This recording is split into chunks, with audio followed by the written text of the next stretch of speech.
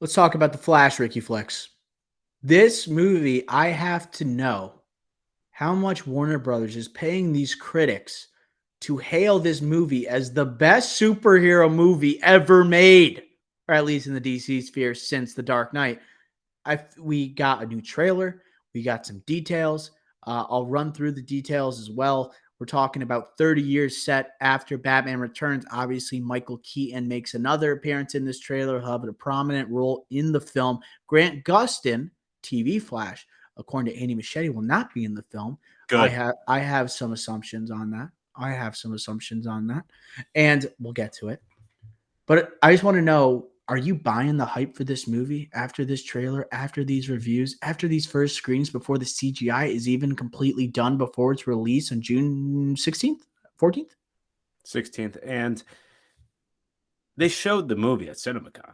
Not just 20 minutes. This is the one movie they showed in full. That's crazy to me. How they just... This movie just come out for 2 months. That's nuts. And they're still doing, like what you said, CGI work. That's confidence. That is confidence. That is crazy.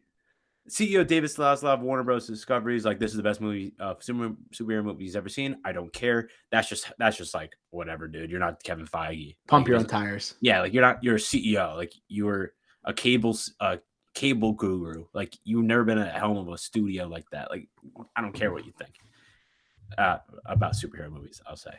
But I think this might be a take. Ricky takes.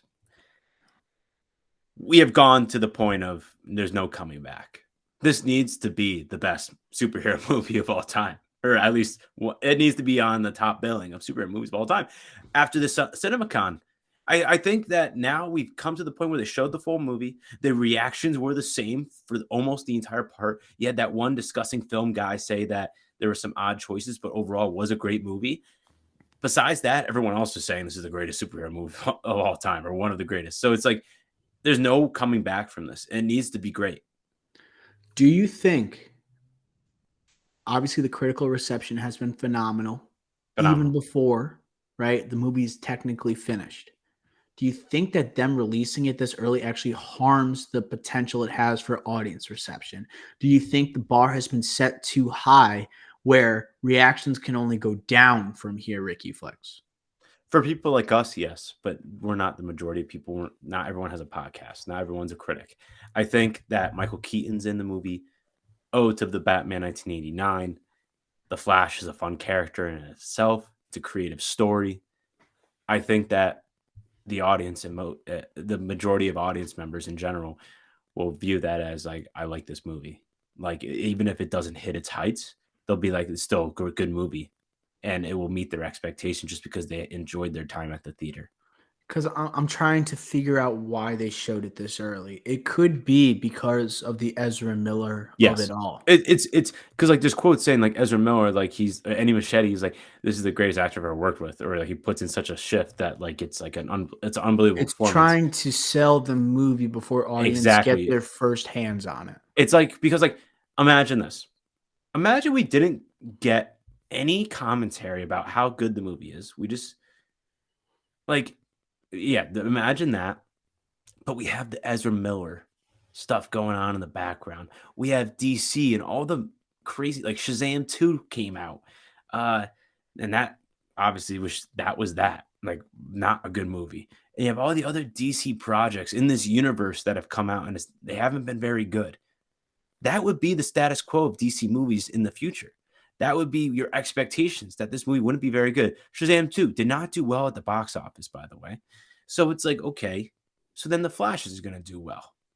So you have to change it up. You have to get James Gunn, David Zaslav, the CEO of Warner Bros. Discovery, Andy Machete, random critics saying this is the best movie ever, just to kind of put a shadow over Shazam 2, over DC in the past 10 years, or 5 years, I should say, or 6 years, Justice League I'm thinking of, over Aquaman, over everything, all the dysfunction, over Ezra Miller, 6 arrests or 5 arrests, whatever it is, that's what you have to do. And it's great from a marketing standpoint. This movie will make a lot of money. I feel like they're playing mind games with us, Ricky Flex. This is Grant. gonna be good. This is them telling us this movie's good. What you're assessing, you're just gonna tell us how good our movie is. That's what it feels like at this point, where it's almost impossible to walk out of that theater and say it was bad because so many people think it's that good. You know what I'm saying with these mind games type stuff? That's what it feels like, where it's They're like, incepting us. yes, and it feels like, hey, we have Tom Cruise on board. Like, did they pay Tom Cruise? Like, Right, Tom Cruise. Tom Tom Cruise. Cruise said this, and it's like, if I don't think this movie's good, and I love Tom Cruise movies, like, who am I? I don't want to get too deep or too psychological with it all. And this movie, it pops on screen. The trailers do look good. It hits on nostalgia, and it comes at a very interesting time in the timeline of DC movies, where we're moving on from the Snyderverse, transitioning into the James Gunn era of DC. It just seems like everything that was it, all of a sudden this movie had everything working for it rather than when it was working against it. Like, it couldn't even find a director for so much. It was in production hell for literal years. Then all of a sudden, the box office of 2023 is now hinging upon The Flash. It's like, how the hell did we get here type of moment. And now it's the domination of CinemaCon, which has movies like Dune Part 2 that are highlighted. It has Oppenheimer, Killers of the Flower Moon, Barbie, and yet people leave that place talking about The Flash. And that's where it sets upon those unrealistic expectations. Right? Right. I definitely agree.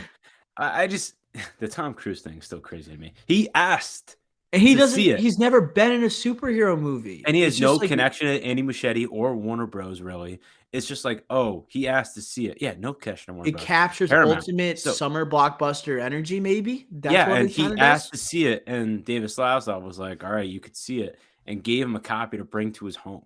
Like, that's crazy. And you know what's also crazy is that they've had multiple endings for this film, multiple characters True. appearing. They Yes. pulled them in and out, and they found out that the initial movie they had, people screened it and said it was spectacular.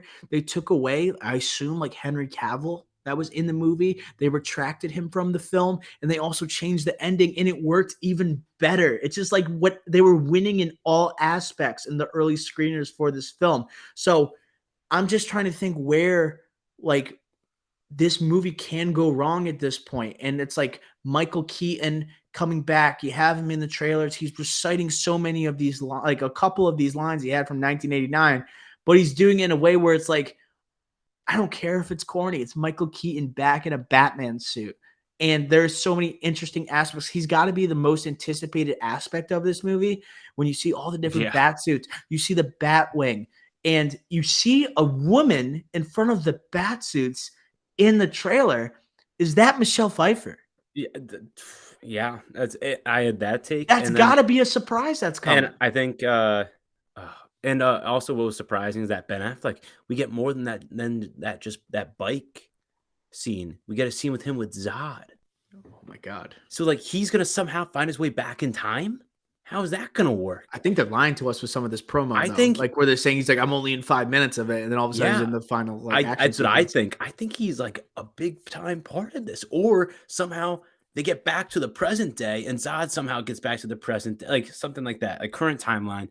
Something crazy is gonna happen. I no longer think Henry Cavill's in this. I did have like a slight in the back of my mind thinking He Henry ain't in Cavill this. cameo. No. He is not in this. There's way too much turmoil. But yeah, the Michelle Pfeiffer thing, that's like the Or is it whoa. Kim Basinger? Oh, please. Oh, Is she God. alive? But end of the day, yes, this took over CinemaCon, and this is like the first thing that came out of CinemaCon. Started out with a bang, ends with a bang with Dune Part 2.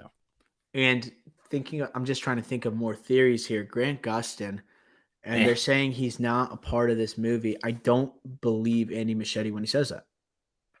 I don't want to see him. I think he is going to be in the movie because Ezra Miller showed up in the Flash TV show. What's Yeah, more but that was unlikely? more because they needed him. Wasn't the other way around. Right. But Grant Gustin has been the TV show Flash for 9 years, nearly a decade. So what? What do you mean, so what? Do you think he's more likable as the Flash than Ezra Miller? Probably. Well, come on. Come on. Like, that's not fair. You can't say that. Okay. I'm just saying, right? People were saying that, how there's two Ezra Millers. What if the other Ezra Miller was just Grant Gustin? Would you have been open to that? If he was a better actor, yes. Okay. Well, I don't watch the show, so that's I why was I a might. big fan of the show the first 3 seasons, but the biggest problem I've always had with the show is that it was too much of a soap opera because it was on CW. And then it just turned into literally only soap opera, comic book second, and I was out immediately.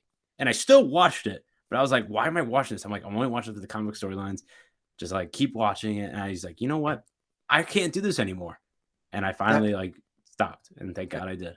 that's what I did with Gotham for like 3 episodes. Gotham, Arrow, all these CW shows. Well, Gotham Like, was Fox. Gotham was Fox. Not in that universe. It would have okay. been interesting if it actually wasn't that universe. But before we slide off the Flash, I did want to ask you, what are the odds we get a sequel to this movie? Is Ezra Miller going to be the Flash in the new DCU? So this is where like DC still has a problem, where it's still confusing, because this is one of the best superhero movies of all time. Yet we already have an outline of the first chapter of DC, and the Flash isn't in it. And if James Gunn's saying it's that good, he might have planned for this, or he just wasn't. But then again, it's like James Gunn. Like, what does he always say? Like storyline first, like story first. It makes no sense if this current DC Flash is in his chapter of DC. So no, I'm gonna say no. He's too focused on his chapter. Not too focused. He's properly focused on his chapter that it makes sense. No, this is one and done. It just ties a bow on the Snyderverse as we move into. Yeah. And you don't have to worry about Ezra Miller getting any more arrests, potentially prison time, like any machete. Like also It franchise. Like he's had that. This is a huge. He's had this for him, and now after this, it's gonna be like pick of the litter for him. But Brave and the Bold, people are saying. Yeah, he could, if he gets this. That might besides be, that Superman, might be cool. He could do whatever he wants. Brave and the Bold. Or he can go outside of DC if he wants. Do you think it could tease potential, like since there's 2 Batman in this movie, Brave and the Bold post-credit scene, like next, like too universe? Too early. Because we don't even have a Superman yet. It's just like, and that's supposed to be the first film there. And I do want to say last thing, it feels like they showed a lot in this last trailer, and it seemed like they're really trying to prove something. And I don't like seeing the Batwing go down in the trailer. Okay. I had 2 comments. Other comments. One was I hated that because that's like the Batwing doesn't go down unless the Joker shoots it with an oversized shotgun. And if it goes down, like we can't be seeing that early. Now then we know it's like, okay, well, Batman's gonna be shot down soon. Very odd. And then 2, like when Sasha calls Supergirl's like, "What have you done?" That gets me every time. I don't know. What did they do? It's got to be something different. What did they do? It can't be the same as Man of Steel. And is she even talking to Zod? Is he talking to the Flash, like going back to the present day, or like what? I'm actually really interested in that. Most likely, it's going to be like a nothing burger, but that one line gets me, and that's what trailers are supposed to do. They're supposed to get you. There's some great shots here too. Great shots. Batman falling on his knees. Anytime like older age, like Michael Keaton is doing stuff in the Batman suit, I'm just like, holy shit! Like this is amazing. Like it just looks better than it did in '89. The best scene in the movie is going to be when we already saw in the first trailer is him taking out those random dudes. That's going to be the best flying in, using the bat, the cape, the glider. That's going to be it. Okay. We'll save it. We'll save it because we're going to table this. We have The Flash coming out June 16th, and then we're going to dive in. And that's going to be a huge lead up, 10 predictions pod, the whole shebang. We might even do a throwback review of Batman Returns or Batman 1989. Who knows? Batman 1989 is or we do a little 1v1. We do Batman 89 versus Batman Returns. Well, it's going to be similar to like Dark Knight versus the Batman. You know what I mean? Like, I don't know. But like, you were going to have I'll say this towards 89. The week before The Flash is Transformer Rise of the Beast. And I'm telling you right now, I don't know if I'm seeing that movie. So I think similar to this week, we're doing a Guardians of the Galaxy throwback. The Batman 1989, most likely a throwback there. That would be sick. I can't wait for that. Let's get Jack Nicholson back out of hibernation, throw him back into The Flash, see what happens. All right.